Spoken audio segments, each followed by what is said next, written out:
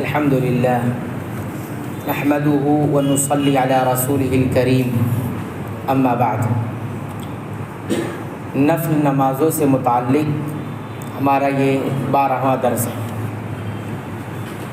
آج کے درس میں ہم بات کریں گے کہ نفل نماز گھر میں پڑھنا افضل ہے یا مسجد میں آ کر پڑھنا افضل ہے۔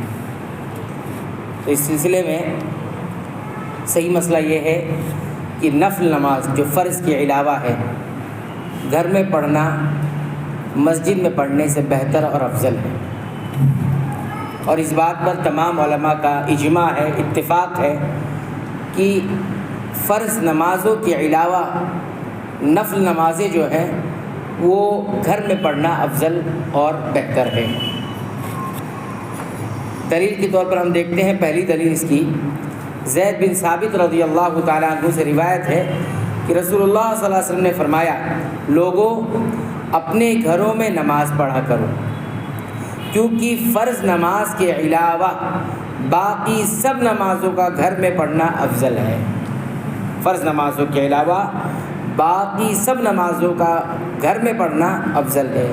یہ صحیح بخاری اور صحیح مسلم دونوں میں حدیث موجود ہے۔ دوسری دلیل حضرت عائشہ رضی اللہ تعالیٰ عنہ بیان فرماتی ہیں، نبی کریم صلی اللہ علیہ وسلم ظہر کی نماز سے پہلے میرے گھر میں 4 رکعتیں پڑھتے، پھر مسجد میں جا کر لوگوں کو نماز پڑھاتے، پھر واپس آ کر 2 رکعتیں پڑھتے، یعنی گھر میں ظہر کے بعد کی 2 رکعت، مغرب کی نماز پڑھاتے، پھر گھر آ کر 2 رکعتیں پڑھتے، یعنی مغرب کی 2 رکعتیں بھی گھر میں آ کر پڑھتے، عشاء پڑھاتے، پھر گھر میں آ کر 2 رکعتیں پڑھتے۔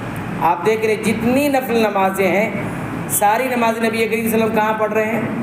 گھر میں ادا کر رہے ہیں۔ ہاں، جب امت کو تعلیم دینے کی بات آتی تو نبی کریم صلی اللہ علیہ وسلم دکھانے کے لیے، بتانے کے لیے باہر بھی پڑھا کرتے مسجد میں آ کر، لیکن اصل کہاں پڑھا کرتے تھے؟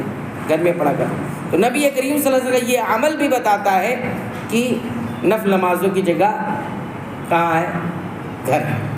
یہ صحیح مسلم کی روایت ہے۔ تیسری دلیل دیکھیے، علماء کہتے ہیں کہ گھر میں نفل نماز پڑھنا زیادہ چھپ کر ہوتا ہے۔ سماج کا کوئی فرد تو نہیں دیکھ رہا ہے آپ کو، دوسرے لوگ نہیں دیکھ رہے، کون دیکھ رہا ہے؟ آپ کے گھر والے صرف اس کو دیکھ رہے ہیں۔ یہ چھپ کر ہوتا ہے، اس لیے ریا یعنی دکھاوا سے یہ چیز بچاتا ہے انسان کو، اور اعمال کو ضائع ہونے سے محفوظ رکھتا ہے۔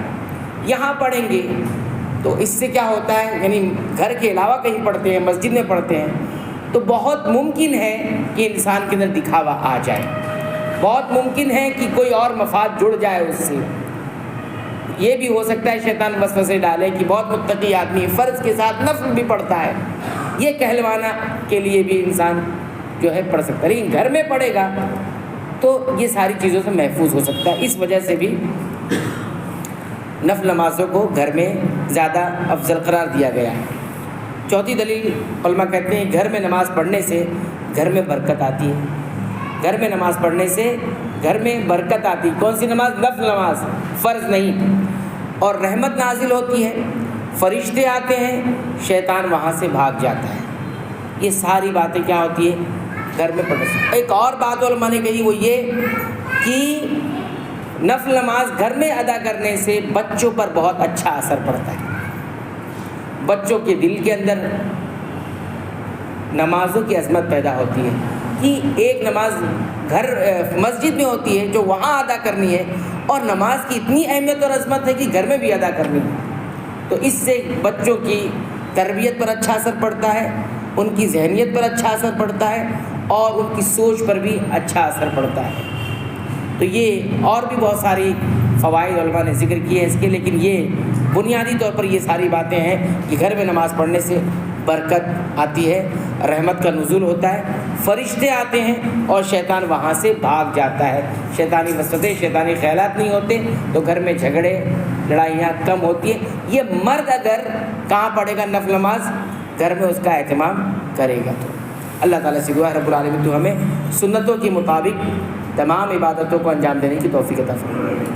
البتہ یہ بات یاد رکھے کہ اگر گھر میں مسجد میں کوئی پڑھ رہا ہے تو ایسا نہیں ہے کہ اس کو بہت غلط عمل کر رہا ہے، نہیں، مسجد میں وقت ضرورت حاجت کے تحت کبھی سہولت نہیں ہے، آیا پڑھ سکتا ہے، اس میں کوئی مسئلہ نہیں۔